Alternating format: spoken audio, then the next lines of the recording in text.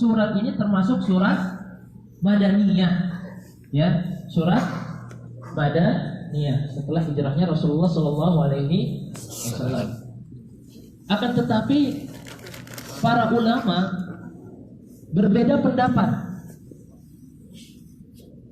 tentang waktu turunnya. Kalau Madaniyah atau Makkiyah sudah sepakat, ya, bahwa ini ada termasuk surat Madaniyah.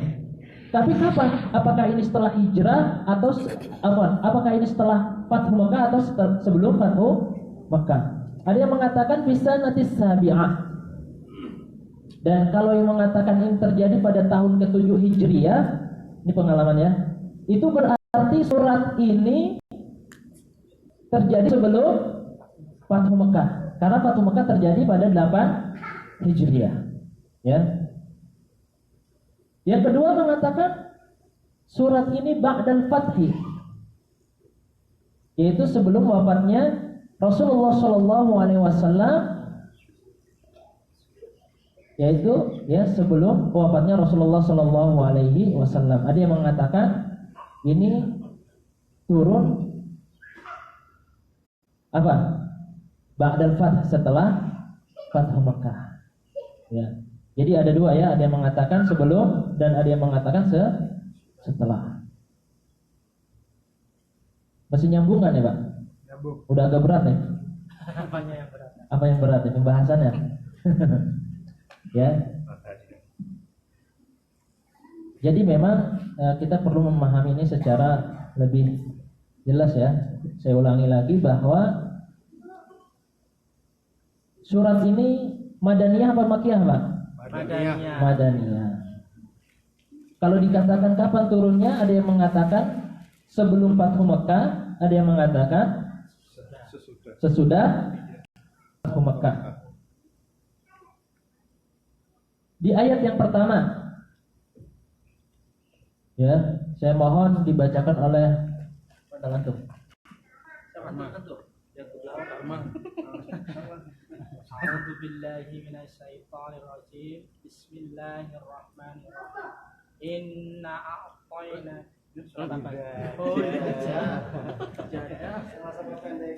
sama-sama pendek, sama-sama 3 ayat, ya? Ya, enggak apa-apa.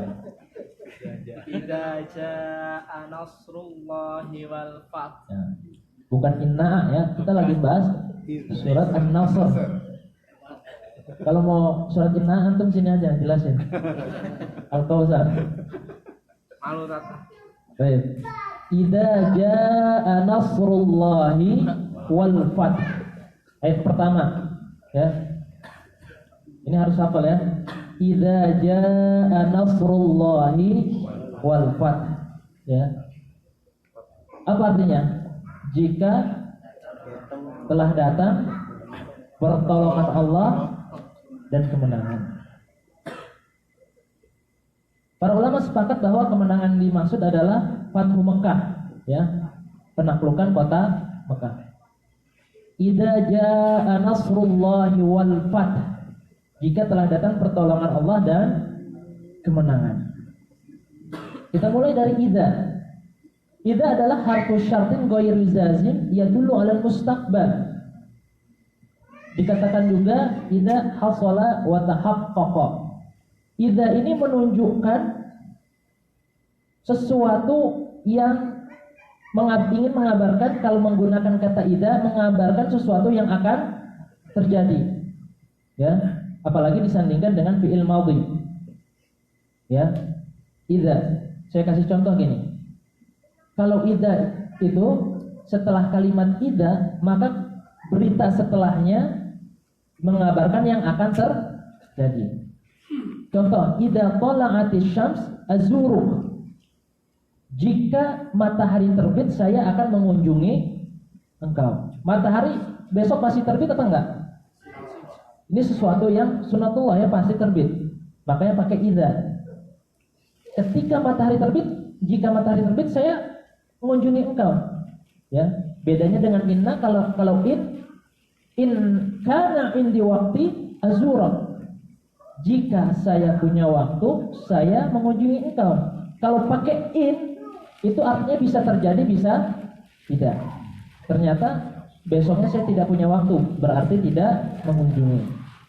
Di sini idza ini ingin mengabarkan bahwa Allah Subhanahu wa taala, dan ini dalil yang mengatakan bahwa Fathu Mekah itu terjadi, surat ini turun sebelum Fathu Mekah. Ini mengabarkan bahwa akan terjadi pembebasan kota Mekah di masa yang akan datang, ya. Dan ketika kita menggunakan kata idza juga, maka membutuhkan jawaban. Makanya nanti ketika menggunakan kata idza, adakah huruf fa di akhirnya, ya, maka. Sekarang kita bahas idza dulu. Kemudian idza jaa fi'il madhi. Ya, fi'il madhi itu apa artinya? Sesuatu yang telah lampau, ya.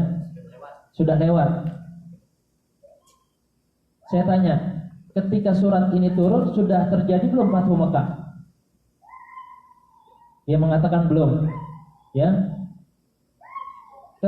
Surat ini ada yang mengatakan ketika turun Fathu Mekah itu belum terjadi. Jadi di sini Fathu Mekah masih jauh, tetapi sudah turun surat ini mengabarkan bahwa engkau Muhammad akan bisa apa?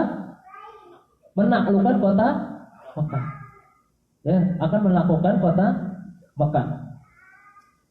Kemudian Nasrullah, ya, idza jaa Nasrullah, Nasrullah, pertolongan Allah.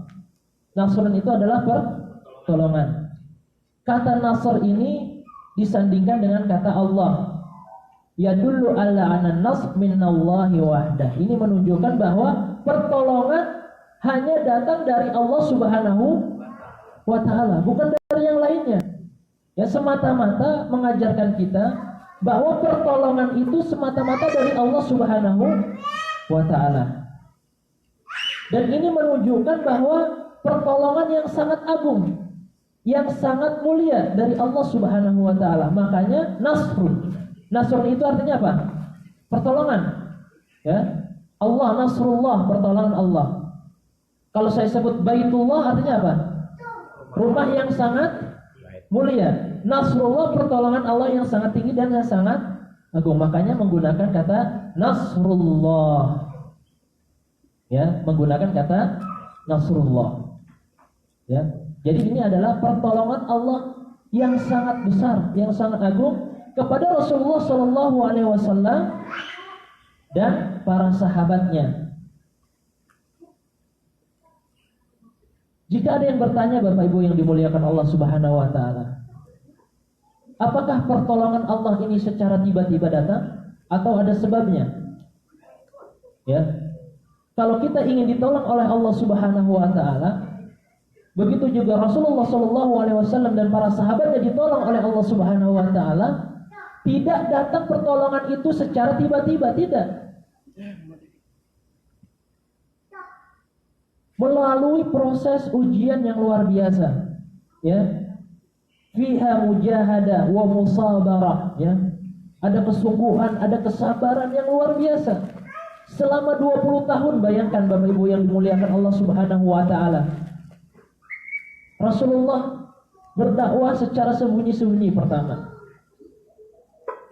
Kemudian secara terang-terangan, dan ujiannya pun begitu besar. Setelah 20 tahun berdakwah, ya, baru datang pertolongan Allah Subhanahu wa taala. Dan ini adalah pertolongan yang sangat besar dari Allah Subhanahu wa taala.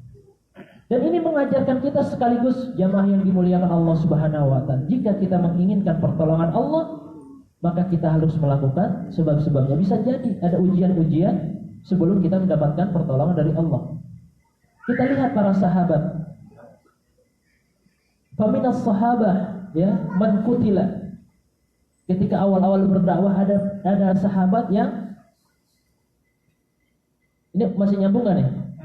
Masih ya? Jadi Allah Subhanahu wa taala memberikan pertolongan dan kemenangan dan penaklukan kota Mekah, sehingga setelah Fathu Mekah ini berbondong-bondong orang masuk Islam begitu banyaknya. Seluruh Jazirah Arab bisa masuk Islam karena Fathu Mekah ini sebabnya. Dan di antara turun sebabnya Pak, pertolongan Allah Subhanahu wa taala, dan itu bukan datang secara tiba-tiba. Tetapi Rasulullah dan para sahabatnya sudah mengalami ujian yang begitu berat. Di antara para sahabat sebelum datang pertolongan ini, jamaah yang dimuliakan Allah Subhanahu wa taala, ada di antara mereka yang dibunuh. Para sahabat dibunuh. Kemudian turida, ada yang diasingkan. Ya. Ada yang kehormatannya sampai syahid, ya. Seorang wanita itu kehormatannya ditusuk dengan tombak. Ada Bilal radhiyallahu an. Ujiannya apa? Ditindih batu yang begitu besar. Panas, luar biasa. Tetapi tidak menggetarkan keimanannya. Dia tidak menggetarkan keimanan para sahabat. Ditindih batu yang besar yang panas, kemudian mengucapkan ahad, ahad. Tidak kemudian menjadi kafir. Kalau kita lihat diri kita, mungkin ujian kita saat ini belum seberapa Bapak Ibu sekalian, betul? Kita baru diuji dengan ekonomi, ya, anak susah diatur misal gitu ya. Baru diuji sedikit aja sudah, ya Allah sudah putus asa, ada yang bunuh diri dan lain sebagainya. Lihat para sahabat, lihat para anbiya. Bahkan Rasulullah SAW ketika berdakwah di Mekah sampai diusir, ya, sampai diusir dari Mekah. Coba bayangkan yang sudah pernah ke Mekah, Madinah. Rasulullah dari Mekah ke Madinah jaraknya berapa ribu kilo, Pak? 420. Makkah Madinah 420. sampai sebentar. Sampai 450 km. Saat itu kendaraan belum begitu? Belum begitu canggih ya? Apa udah ada pesawat? Pakai onta. Pakai apa dulu? Onta makan keledai. Pakai onta. Itu pun terkadang otaknya capek. Jadi para sahabat Rasulullah SAW dari Mekah ke Madinah berjalan. Tidak ada AC, tidak ada mobil, tidak ada pesawat. Berbeda dengan Nanang. Riyadh Mekah pakai mobil pribadi, mobil baru enak, Masya Allah. 8 jam sampai, 9 jam, 10 jam. Zaman dahulu Rasulullah SAW ujiannya begitu besar. Kalau bukan karena ketakwaan dan keimanan kepada Allah, sudah nyerah jamaah yang dimuliakan Allah. Tujuannya mulia, ingin mengajak orang Mekah saat itu masuk Islam, masuk surganya Allah. Tetapi dilecehkan, ya. Rasulullah kemudian diusir dari Mekah. Sampai-sampai Rasulullah mengatakan, kalau bukan karena kecintaan kepada Mekah itu, kalau bukan aku diusir oleh kaummu wahai Mekah, la kharajtu minki. Aku tidak akan pernah meninggalkan engkau wahai Mekah. Begitu cintanya, karena tanah haram ini mempunyai banyak keutamaan, ya, mempunyai banyak keutamaan. Sampai Rasulullah sedih ketika diusir dari Mekah. Diusir oleh kaumnya sendiri, ya, diusir oleh kaumnya sendiri, Masya Allah. Ujiannya begitu berat, diusir. Ya, Rasulullah juga pernah dilempari di Taif itu batu. Pernah juga Rasulullah rumahnya ketika buka pintu ada Ada kotoran unta. Apa yang antum lakukan kalau antum buka pintu di depan rumah antum ada tai ayam banyak gitu, Pak? Marah enggak? Tapi enggak Rasulullah. Masya Allah. Dipungutin itu kotoran satu-satu ditaruh. Besok buka lagi, ada lagi, dipungutin dengan sabar satu-satu, ditaruh lagi. Sampai suatu ketika ini yang ngasih kotoran kok nggak ada lagi. Kangen, Ustaz. Kok nggak ada lagi ya? Kalau kita gimana tuh? Nggak ada lagi ya. Kemudian ternyata yang ngasih kotoran sedang sakit. Kemudian didatangi Rasulullah SAW. Masya Allah. Kalau kita mungkin malah kita syukurin ya. Tapi tidak, bagi Rasulullah didatangi, ternyata dia lagi sakit. Masya Allah. Begitu mulianya akhlak Rasulullah SAW. Ini pelajaran penting. Jadi pertolongan Allah ini tidak datang secara tiba-tiba. Kalau saat ini jamaah yang dimuliakan Allah Subhanahu wa taala, kaum muslimin mendapatkan penindasan, kezaliman, Betul nggak? Di Irak, di Suriah, di Palestina. Bisa jadi memang belum puncaknya. Ya, bisa jadi banyak kaum muslimin yang bermaksiat kepada Allah Subhanahu wa taala sehingga pertolongan Allah belum turun. Betul apa enggak? Rasulullah saja ya dan para sahabatnya mengalami ujian yang begitu besar. Nanti ketika puncaknya dan mudah-mudahan akan datang pertolongan Allah dan kemenangan pasti milik umat Islam. Kalau kita perhatikan kisah Nabi Ibrahim alaihissalam, ketika kekuatan manusia itu sudah maksimal, ya, sudah tidak, usaha manusia itu sudah maksimal. Ketika Nabi Ibrahim dibakar oleh api, kemudian Allah Subhanahu wa taala berfirman, "Ya narukuni bardan salaman ala Ibrahim." Wahai api, dinginlah engkau sewaktu membakar Ibrahim. Api yang begitu panas menjadi dingin atas pertolongan Allah Subhanahu wa taala. Saat itu Nabi Ibrahim sudah pasrah. Tetapi datang pertolongan Allah Subhanahu wa taala karena usaha manusia itu sudah maksimal. Sudah di ambang batasnya, datang pertolongan Allah Subhanahu wa taala. Begitu juga kisah Musa alaihissalam, jamaah yang dimuliakan Allah. Saat itu Nabi Musa tidak pernah berpikir bahwa ketika tongkatnya dipukulkan kemana? Ke bumi, itu bisa membelah lautan. Tidak pernah berpikir sama sekali. Di depan lautan, di belakang musuh. Mundur kena, maju kena. Di belakang ada musuh, di depan ada lautan. Lari kemana lagi ini wahai Nabi Musa? Para pengikutnya sudah mulai goyang. Ya sudah galau, Masya Allah. Yang punya baru 2 udah galau antum. Masya Allah ya. Masya Allah, sudah kekuatan manusia itu sudah maksimal, usahanya sudah sangat maksimal. Kemudian turun perintah Allah, wahai Musa, pukulkan tongkat itu.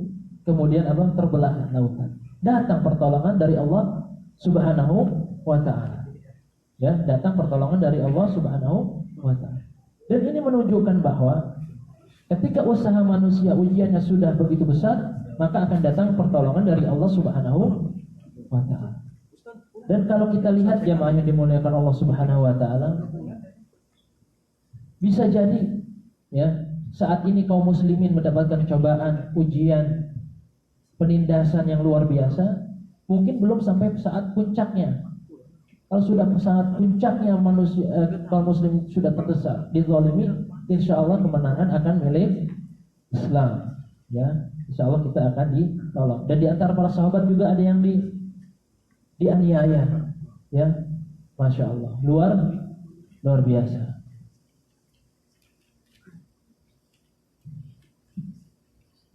Kemudian jemaah yang dimuliakan Allah Subhanahu wa ta'ala,